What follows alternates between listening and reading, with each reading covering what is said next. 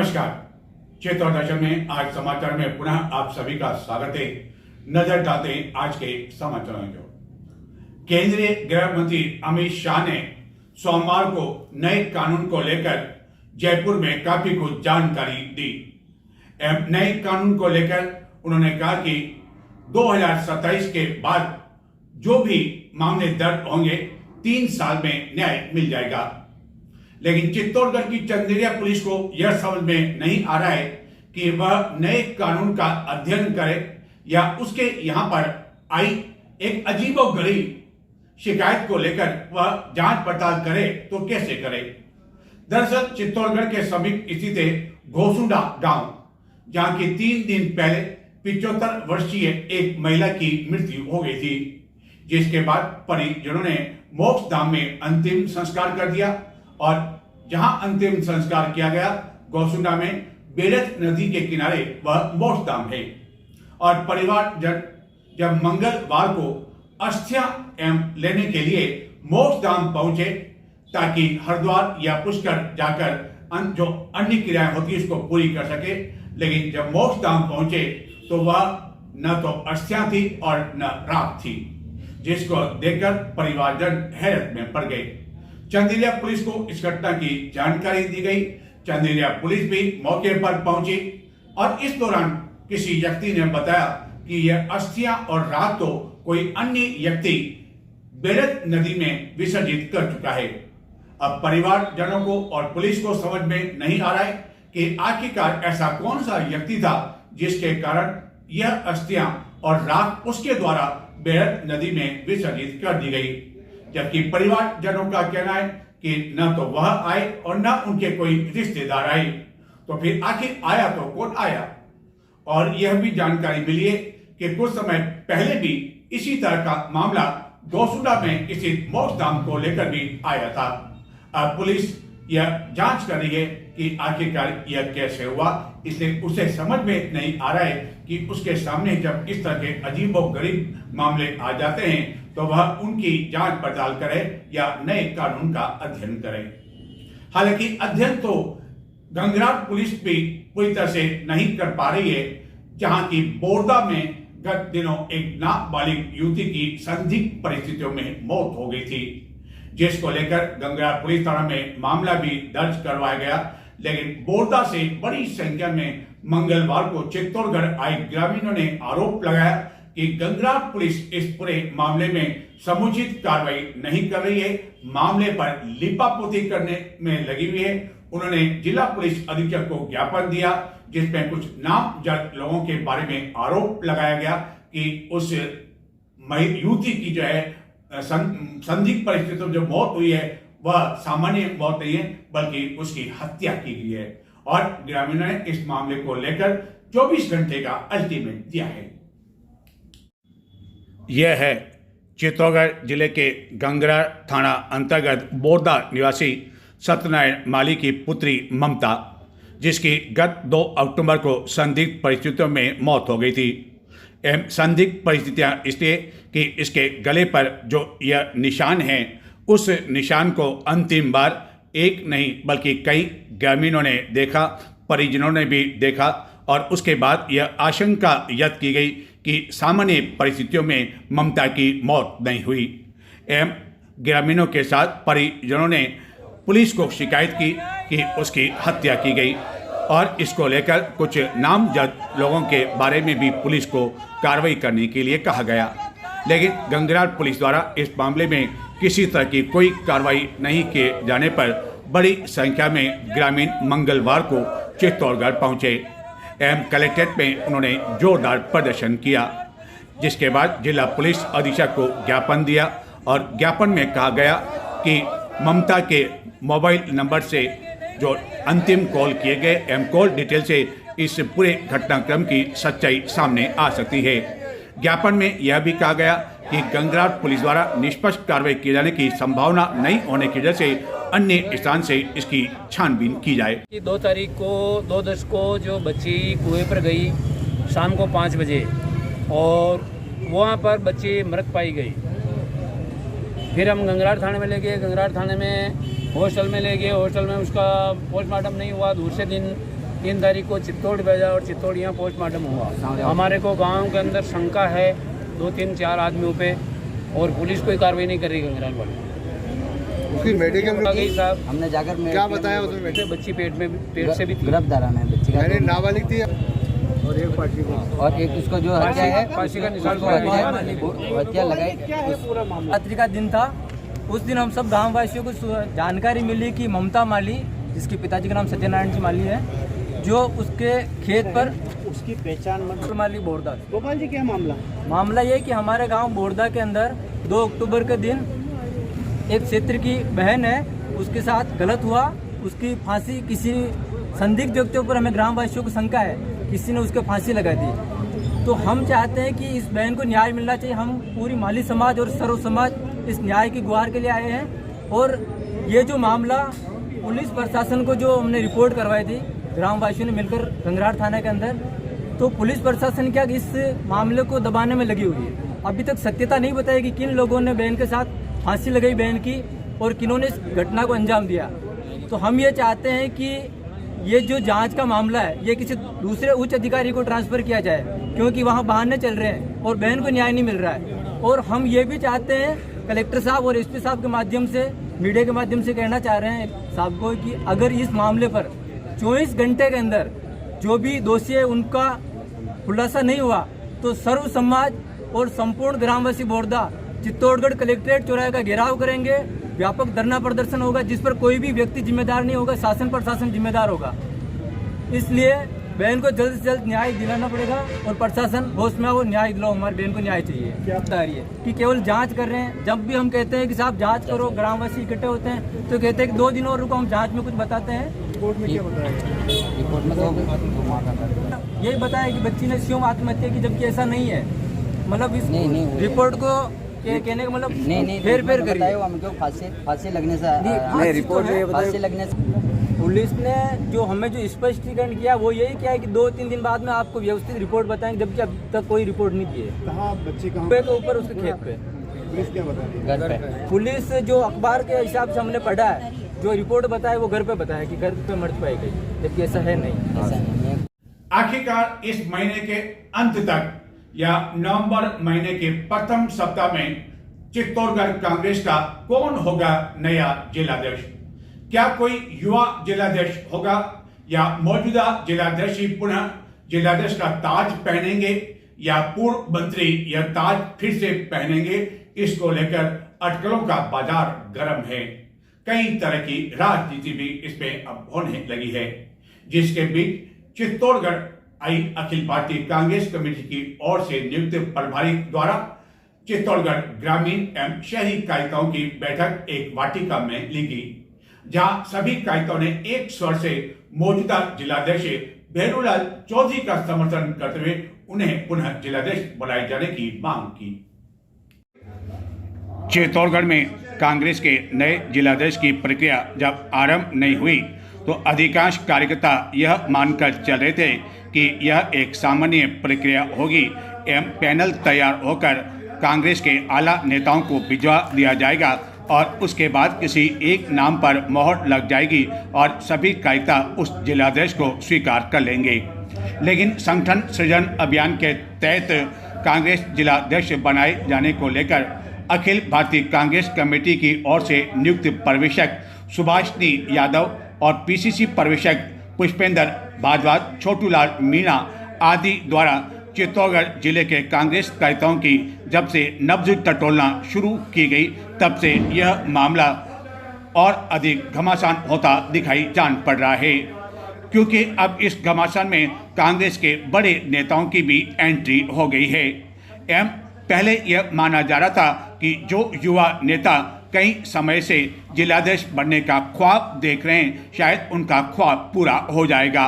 लेकिन जिस तरह बड़े नेताओं के अब एंट्री हुई है एवं उनके बयान आने लगे हैं, ऐसा लगता है कि ऐसे जो युवा नेता हैं उनका ख्वाब शायद फिर से ख्वाब बनकर ही रह जाएगा।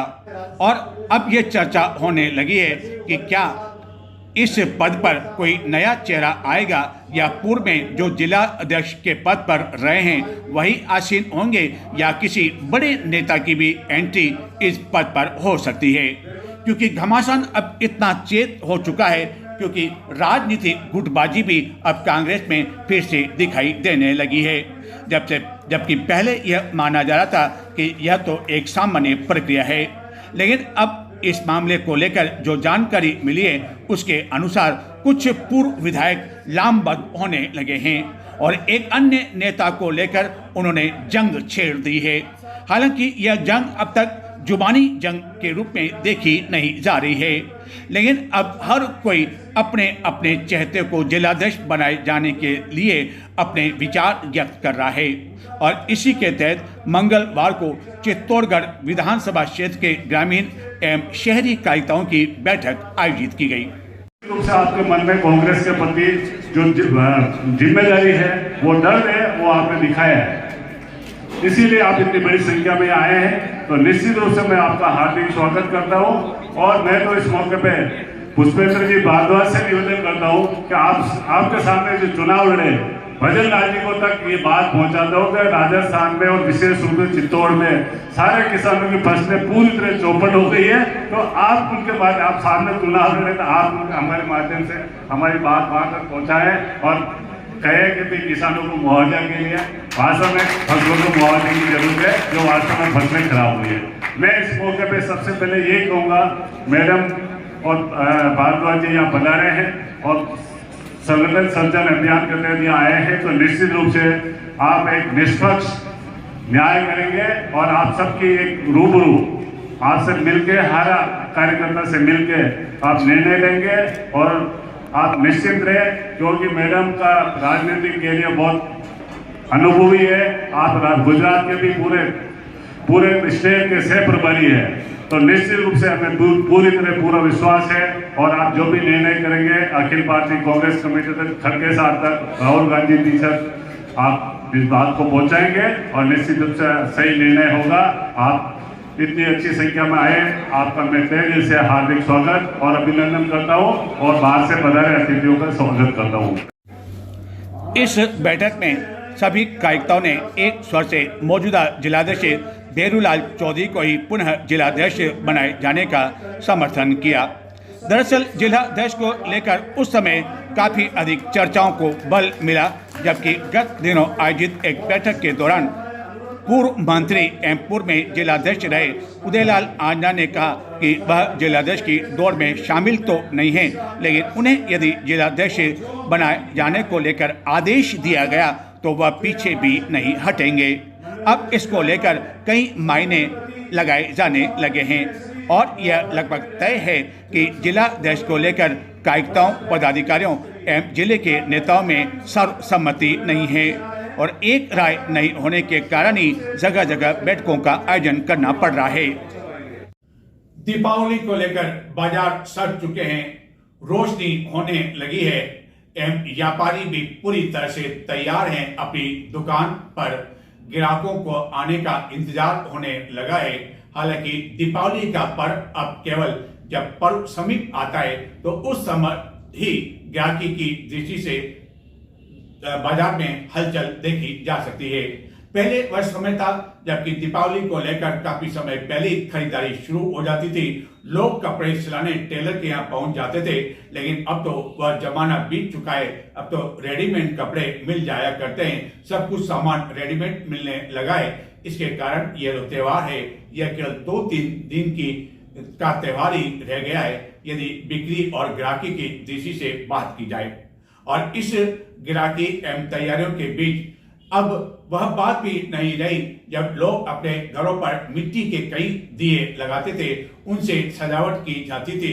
अब तो विद्युत रोशनी की जाती है जिसको लेकर होड़ मची रहती है। पड़ोसियों में भी होड़ देखने को मिलती है कि कौन कितनी अपने घर में भव्य विद्युत सजावट कर रहा है और जिसके कारण बाजार भी झिलमिला रहा है। इस तरह की कई रंग बिरंगी रोशनी को लेकर, हालांकि बात तो स्वदेशी बाजार को लेकर कही जाती है, लेकिन चित्तौड़गढ़ में अब भी लोग चाइनीज बल्बों एवं विद्युत सजावट के प्रति इसलिए आकर्षित हो रहे हैं कि उनका आकर्षण कुछ अलग है एवं अपेक्षाकृत वह सस्ती भी है। चित्तौड़गढ़ में दीपावली को लेकर तैयारियां शुरू हो चुकी है, बाजार सजने लगे हैं। वहीं विभिन्न स्थानों पर नगर परिषद की ओर से की जाने वाली सजावट को भी तैयारियां शुरू हो चुकी है, जिसको लेकर मंगलवार को रहकर गंभीरी पुलिया पर यातायात जाम होता रहा। दरअसल इस पुलिया पर कई तरह की सजावट आदि के लिए तैयारियां की जा रही है, जिसके कारण यह जाम की स्थिति देखी गई। व्यापारी पूरी तरह से तैयार है, लेकिन ग्राहक अभी भी इस पर्व की खरीदारी के लिए अपने आप को तैयार नहीं कर पाए हैं। व्यापारियों के अनुसार अब दीपावली पर्व से 1-2 दिन पूर्व ही लोगों द्वारा खरीदारी शुरू की जाती है। पूर्व की तरह अब न तो कपड़े सिलाने के लिए टेलर के यहाँ लोगों की भीड़ कुछ दिनों पहले उमड़ने लगती है और न ही ग्रीटिंग कार्ड भिजवाने के लिए लोग दुकान पर खरीदारी करने के लिए आते हैं। समय की तेज रफ्तार के साथ सब कुछ बदलने लगा है। एक समय वह था जबकि घरों के बाहर केवल मिट्टी के दिए जलाया करते थे और जहां तहाँ मिट्टी के दिए ही घरों की मुंडेर छत पर देखने को मिलते थे। लेकिन समय बदला, आधुनिकता हावी होने लगी है और अब स्थान ले लिया है इन छोटे छोटे विद्युत बल्बों ने। खास तौर पर चाइनीज बल्बों की इतनी अधिक भरमार है कि अब लोग मिट्टी के दिए तो केवल शगुन के तौर पर चलाते हैं और उन्हें आकर्षित करती है इस तरह की कई तरह की विद्युत बल्बों की लड़ियां, जिसके लेकर चित्तौड़गढ़ में इस वर्ष कई नई तरह की विद्युत सजावट के लिए यह सामग्री आ चुकी है और इंतजार हो रहा है ग्राहकों का। हालांकि ग्राहकों ने इसकी खरीदारी भी शुरू कर दी है एवं होलसेल बाजार में भी व्यापारियों ने भी रिटेल में इसकी बिक्री शुरू कर दी है। क्या कहते हैं दुकानदार इसको लेकर? देख सकते हैं यहाँ पे बाहर पूरा काउंटर लगाया गया है, जिसमें वैरायटी झरना से लेके तो पट्टे से लेके मतलब बहुत सारी कम से कम 15 से 20 तरह की नई वैरायटीज आई हैं। और यदि स्वदेशी की यदि बात करें तो स्वदेशी का कितना असर बाजार में देखने को मिल रहा है? हाँ जी, स्वदेशी की यदि बात करें, हाँ, जिसके लिए सरकार भी जो है ध्यान दे रही है, सरकार भी बल दे रही है, तो स्वदेशी का कितना इस पर असर पड़ा है? चाइनीज की बात करें तो उन पर क्या असर पड़ा है स्वदेशी के आने के कारण? नहीं, अभी आजकल यही रुझान है लोगों का कि इंडियन लाइट्स ज़्यादा मांगता है कि चाइना नहीं चाहिए चाइना, लेकिन ठीक है रेंज के हिसाब से है। चाइना ने वैरायटीज़ निकाल रखी है, इंडियन में जो वैरायटी है उसके हिसाब से बिकती है, चाइना अपने हिसाब से बिकती है। और दीपक की यदि बात करें तो क्या दीपक में कोई नई वैरायटी आई है? रेट नहीं भी, हाँ, दीपक में यदि कोई आई तो नई वैरायटी कोई आई दीपक में? दीपों की यदि बहुत सारे तरह के हैं, पानी वाले दिए, सेल वाले दिए, पानी पे चलने वाले, पानी से चलने वाले, अलग अलग। और बिक्री की यदि बात करें तो दीपावली ज़्यादा दूर नहीं है। क्या स्थिति इस समय बिक्री की? बढ़िया मार्केट है, पहले थोड़ा सा डाउन था, अब अच्छा चल रहा है 2-3 दिन से रेगुलर। लास्ट 7 से 8 दिन बहुत अच्छा चलता है, रेगुलर रूटीन है ये अभी तक का रिकॉर्ड में है, क्योंकि एंड वक्त पे जितने भी डेकोरेशंस रहते हैं, दिवाली डेकोरेशंस तो रहते ही हैं ऑल ओवर, हाउसेस पे decoration, factory decoration, school decoration, उस अकॉर्डिंग चलता है। तो माना जाए कि धनतेरस से पहले बाजार में बूम आने वाला है लाइटिंग को लेकर? देखते हैं, धनतेरस तक तो आना चाहिए।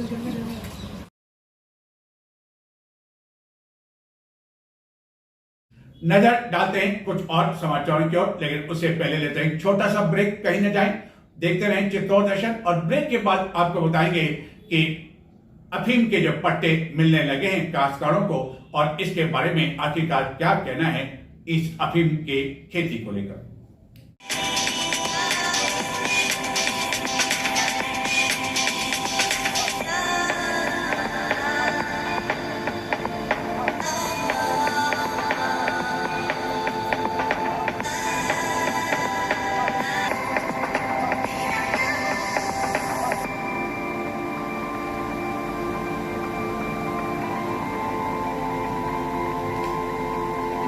केंद्र सरकार द्वारा गत दिनों अफीम नीति घोषित कर दी गई थी और ऐसा पहली बार हुआ जबकि सितंबर महीने में ही अफीम नीति घोषित कर दी गई और जिसके बाद अब अफीम काश्तकारों को पट्टे मिलने लगे हैं, जिसके कारण वह समय पर अफीम की खेती कर सकेंगे और काश्तकार लगातार यह मांग करते रहे हैं कि अफीम के जो पट्टे हैं वह समय पर मिलने चाहिए। दीपावली से पहले उन्हें पट्टे मिल जाएंगे, जिसका वितरण शुरू हो चुका है, लेकिन काश्तकारों को नाराजगी इस बात को लेकर है कि सीपीएस पद्धति से जो पट्टे मिल रहे हैं उसमें 10 आरी के स्थान पर अब 5 आरी के पट्टे कर दिए गए हैं।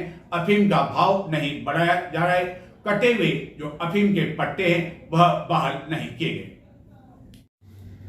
अफीम काश्तकारों द्वारा प्रतिवर्ष यह मांग की जाती रही है कि केंद्र सरकार द्वारा अफीम की जो नई नीति है वह देरी से घोषित की जाती है, जिसके कारण वह समय पर बुआई नहीं कर पाते हैं। और पहली बार केंद्र सरकार के वित्त मंत्रालय द्वारा नई अफीम नीति की घोषणा सितंबर महीने में कर दी गई थी, जिसके बाद अब मुखियाओं के माध्यम से अफीम के पट्टे काश्तकारों को दिए जाने लगे हैं।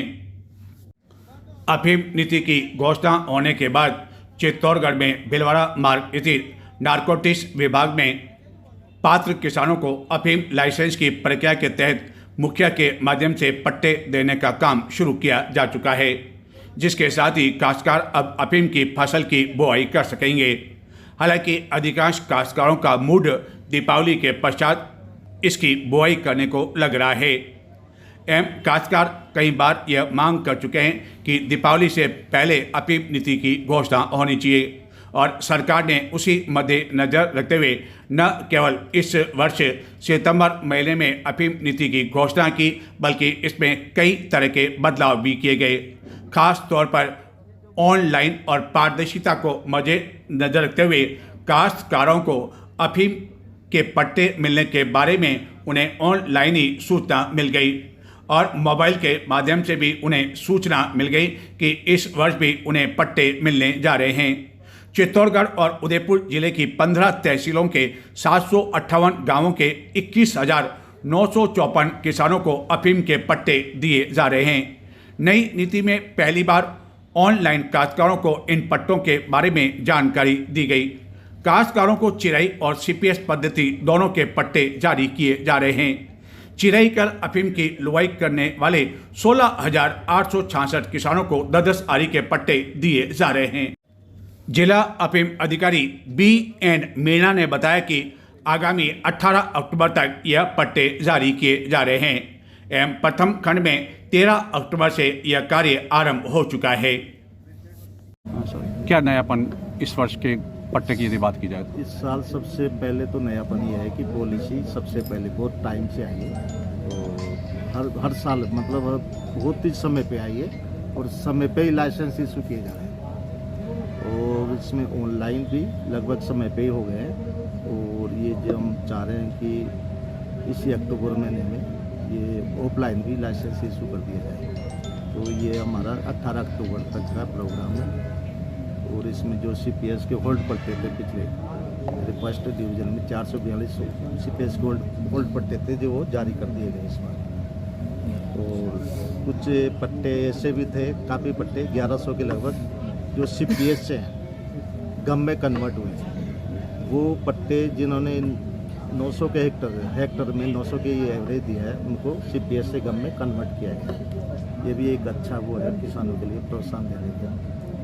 और प्रतिदिन यदि बात की जाए ऑफलाइन पट्टे लगभग कितने काश्तकारों को दिए जा रहे हैं इस समय? ये मेरे कल ये मतलब 8,200 के लगभग है ऑफलाइन, और इसमें कल मेरे 13 तारीख से स्टार्ट हुआ था, उसमें 326 वो थे उसमें पट्टे, और 1305 गम के दिए और 1631 कल पट्टे जारी किए मैंने। और 18 अक्टूबर गाँव थे कल, विलेज 55 थे। और 18 अक्टूबर तक कुल लगभग कितने पट्टे ऑफलाइन अपन दे दिए जाएंगे? ऑफलाइन भी लगभग वही 8,000 के लगभग 8,200 जो ऑफलाइन जो ऑनलाइन ही हुए हैं। हाँ, ऑनलाइन वही दिए जा रहे हैं। और पॉलिसी में इस बार रेगुलर पट्टे हैं, ज़्यादातर रेगुलर पट्टे हैं। पुराने पट्टों का वैसा जो डे लाइसेंस कट गए उनका कोई वैसा प्रावधान होता है इस बार पॉलिसी। तो पट्टे दिए जाने के बाद ये मान लिया जाए कि ये आज से जिनको पट्टे मिल गए वो खेती कर सकते हैं? बिल्कुल, जिनको लाइसेंस इशू हो गया है वो अपनी खेती तैयारी करें और वो भी सकते हैं, बुआई भी कर सकते हैं। तो आपने कहा कि हमेशा पट्टे जो है देरी से मिला करते थे, लेकिन इस बार समय पर मिलने की वजह से ये खेती जल्दी कर पाएंगे, उसका क्या उत्पादन पर भी असर पड़ेगा? जी, उसमें क्या होता है जैसे इस बार भी थोड़ा दिक्कत है इनको, क्योंकि बरसात होने से अभी इनके खेत गीले हैं, और इन्होंने ऑनलाइन जो पट्टे खसरा जो जिस खेत में बोएंगे उसका खसरा नंबर दिया, उसमें भी बहुत से मेरे पास आवेदन आ रहे हैं गीले होने से, और पानी उसकी वजह से वो दूसरा चेंज करना चाह रहे हैं सुविधा के अनुसार। तो इससे प्रभाव तो पड़ेगा जल्दी बोने से, और जल्दी से उसका वो मतलब उपज में भी फर्क पड़ेगा इसका। तो क्या इस तरह के कोई नियम है कि यदि कोई बदलाव करना चाहे अपनी मिट्टी ज़मीन को लेकर, खेत को लेकर, तो बदलाव किया जा सकता है उसमें? जी, वो अगर बोने से पहले अगर दूसरे खेत में बोना, जहाँ उसको बोना चाहता है उसी गांव में, तो लीज पे भी ले सकता है और चेंज भी करवा सकता है अपना आवेदन देकर। तो पहले मुखिया उसकी जाके जांच करेगा उस खेत पे जाके, या वैसे ही उसके आधार पर उसको दे दिया जाएगा? नहीं, वो क्या है कि जो हमारे आवेदन में जो आवेदन दिया ऑनलाइन ऑफलाइन, उसके जो आवेदन लेके हम उसको उसमें ऑफलाइन उसमें उसका सर्वे नंबर डालेंगे, उसी पे बोएंगे। उसके बाद जो मेजरमेंट होगा हमारा नपती होगी, उस टाइम वो सब चेक किया जाएगा। नई अफीम नीति की घोषणा समय पर होने से काश्तकार हालांकि खुश तो है, लेकिन इस अफीम नीति को लेकर उनमें कई तरह की नाराजगी भी है, जिसमें सबसे बड़ी नाराजगी कि गत वर्षों में जो पट्टे कट गए थे उन्हें बहाल नहीं किया गया और अफीम की रेट भी नहीं बढ़ाई गई। क्या कहते हैं काश्तकार एवं मुखिया? क्या कहना चाहेंगे आप? शुरुआत आपसे करते हैं। ये जो पट्टे दिए गए हैं इस बार समय पे दे दिए गए हैं, पहले आपकी काफ़ी समय मांग होती थी कि दिवाली से पहले दे दिए जाए, तो आप मानते हैं कुछ इसका असर पड़ेगा? पट्टे पहले जो मिल गए हैं, असर पड़ेगा? क्या असर पड़ेगा बताएं? क्या है कि सर्दी का टाइम रहेगा, उसमें हाँ। जिस समय लोहे चले चालू होगी उस समय सर्दी का मौसम रहेगा, तो उसमें पैदावार अच्छी होगी। और जो लेट मिलते हैं उसमें क्या गर्मी का टाइम आ जाता है तो फिर फसल में नुकसान होता है, पैदावार नहीं मिलती। पैदावार जितनी पैदावार चाहिए उतनी नहीं होती है, और औसत भी नहीं मिलती है, उसमें पोस्त दाने भी अच्छे होते हैं। और इस वर्ष बारिश भी चित्तौड़गढ़ जिले में बहुत ज़्यादा हुई, खेत काफ़ी अधिक गीले हैं, तो क्या उससे भी कुछ आपके फर्क पड़ेगा? लेट बोएंगे क्या मान के चल गया? दीपावली के बाद, दीपावली बाद लगभग मतलब ये अक्टूबर महीना पूरा निकल जाएगा। और पहले जब आपको पट्टे देर से मिलते थे तो उस समय आपका वही करते थे, नुकसान होता उस समय नुकसान होता था। और जो नई अफीम नीति आई है सीपीएस पद्धति को लेकर, आप काफ़ी समय से विरोध भी कर रहे हैं कि नहीं सीपीएस पद्धति से खेती नहीं होनी चाहिए, लेकिन फिर भी सीपीएस पद्धति से पट्टे दिए गए हैं, उसको लेकर आपका क्या कहना है? सीपीएस पद्धति को लेकर आपका क्या कहना है? 10 सारी देर साढ़े 5 सारी दे रही है, जो 5 सारी कतरी नंगे राखी कतरी परेशानी आका उसमें परेशानी आया 5 सारी का बात है, उतरूस कर सोचते 10 सारी को रात दिन आदमी उसी बेटो रहता। वहाँ पे और 10 सारी के पट्टे कब मिलते थे आपको? कौन से साल में मिलते थे पहले? ये तो 24-25 में थे सर, 24-25 में 10 सारी के थे, 10 सारी की था सर, सीपीएस और हम दोनों एक ही साथ थे। यानी पिछले साल की बात करें, पिछले साल की बात करें पहले तो 20 सारी 10 सारी के दोनों थे, हाँ। लोहे का भी 10 सारी का था और सीपीएस नहीं तो इस बार क्या सभी को 5-5 कर दिया? हाँ, सीपीएस का 5 कर दिया ना। इसका 4 पॉइंट बेटी उसको भी 5 सारी कर। अच्छा, जो पहले 10 सारी थी, और जिसकी सीपीएस पद्धति से नहीं है उनको तो 10 सारी के, 10 सारी। तो एक तो आपका ये कि मतलब एक समानता होनी चाहिए, जैसे सर 10 सारी का सीपीएस वाला है तो 10 सारी इनको भी देनी चाहिए, इनको भी नहीं, यानी दोनों को 10 आरी के पट्टे मिलने चाहिए। तो क्या है कि थोड़ा सर कम कर दिया सर, 5 आरी कर दी तो किसानों को थोड़ा फायदा मिलता है। और सबसे बड़ी चीज़ है वो ध्यान तो उसका उतना ही रखना है, जैसे 5 का रखना है 10 का रखना है। तो 90 आरी का पहला घोषणा करते थे तो सब 90 आरी किलो लाते थे, वो उससे कुछ नहीं होता। दौलत बोले कि 80 लाना तो सब 80 के 82 की लाए। तो एक तो आपकी ये कि जो 10 सारी में ही पट्टे मिलने चाहिए। और एक सर नई पॉलिसी में ऐसा कुछ किया नहीं कि पुराने काश्तकार जो कटे हुए पट्टे हैं, हाँ, बहाल हो, ऐसा कुछ दिया भी नहीं। यानी 1992 से जो आप बात मांग कर रहे थे गत समय से कि अलग अलग कानूनों से काट दिए गए हैं, वो पट्टे अभी तक किसी के बहाल नहीं हुए। तो इस साल भी रोक दिए गए? अच्छा, लगभग कितने काश्तकार पट्टे रोके गए? तो उसके कुछ कारण होंगे कि या तो उन्होंने औसत पूरी अफीम नहीं दी होगी, वह कारण रहा होगा, या और कुछ कारण रहा होगा। वहाँ पे सरकार वाला का कुछ भी हो तो वो जानेंगे। तो एक तो आपका नई अफीम नीति को लेकर ये कहना है कि पट्टे जो है सीपीएस पद्धति के और दूसरी जो अपन कहते हैं बराबर दिए जाने चाहिए। और नई अफीम नीति को लेकर आपकी कोई क्या कहना है कि नई अफीम संतुष्ट आप? रेट आप जसवंत सिंह कहा जटागढ़ 4 रुपया बढ़िया, जटागढ़ आज तक रुपया नहीं बढ़ा। किस समय की बात कर रहे हैं जसवंत सिंह जी आप?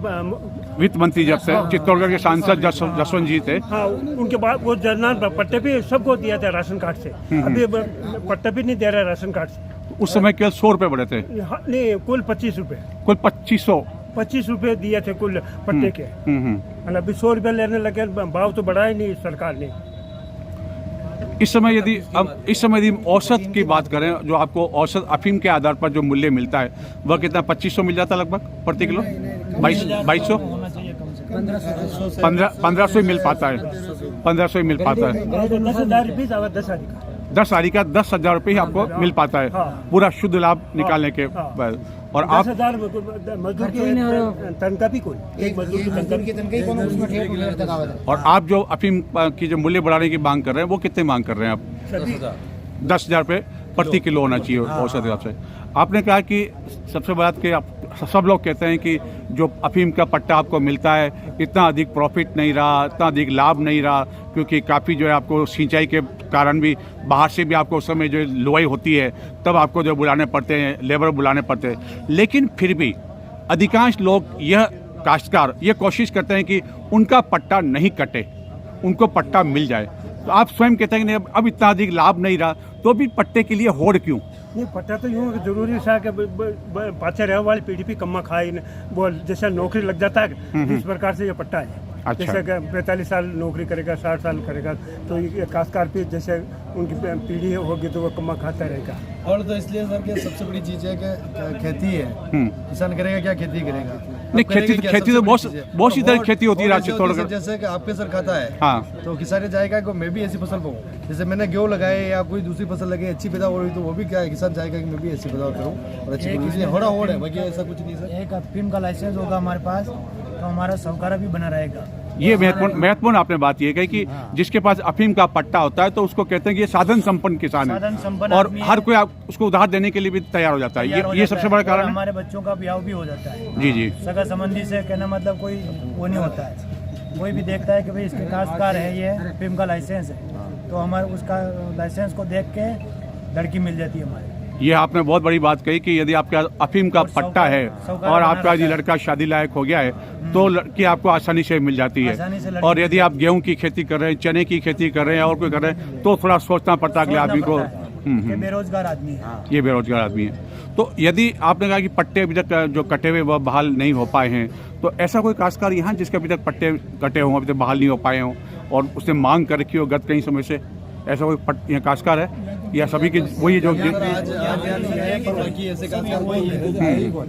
जिन्होंने भी अच्छा वो आते हैं सूचना वाले लेकिन सरकार तो कहती है कि हमने इस बार जो अफीम पॉलिसी की जल्दी कर दी और बहुत अच्छी पॉलिसी सरकार का यह दावा है कि एक चीज सबसे बड़ी चीज सीपीएस के गम में गए वो तो अच्छी पॉलिसी है, उससे कोई हम ये नहीं कहेंगे कि बहुत बढ़िया पॉलिसी की उन्होंने, जैसे सीपीएस के थे उन्होंने गम में किया है तो किसानों के लिए बहुत ही बढ़िया चीज है, किसानों के लिए अच्छी बात अच्छी चीज है। पर एक सीपीएस का 5 आरी का दिया वो बहुत गलत किया, वो 5 आरी का गलत किया। 10 चाहिए थी जो सीपीएस थे तो सीपीएस का 10 बहुत अच्छा था, 10 मिलता नहीं थी, यानी कि गत वर्ष भी 10 था और इसका 5 कर दिया उसको, वो थोड़ी हुई। एक सर पुराने पट्टे अगर उन्होंने 5 की तो चलो अच्छी बात है, जो पुराने पट्टे थे कटे हुए तो वो थोड़े निकालने थे सर, उसमें उन्होंने कुछ नहीं किया और इसको कम कर दिया।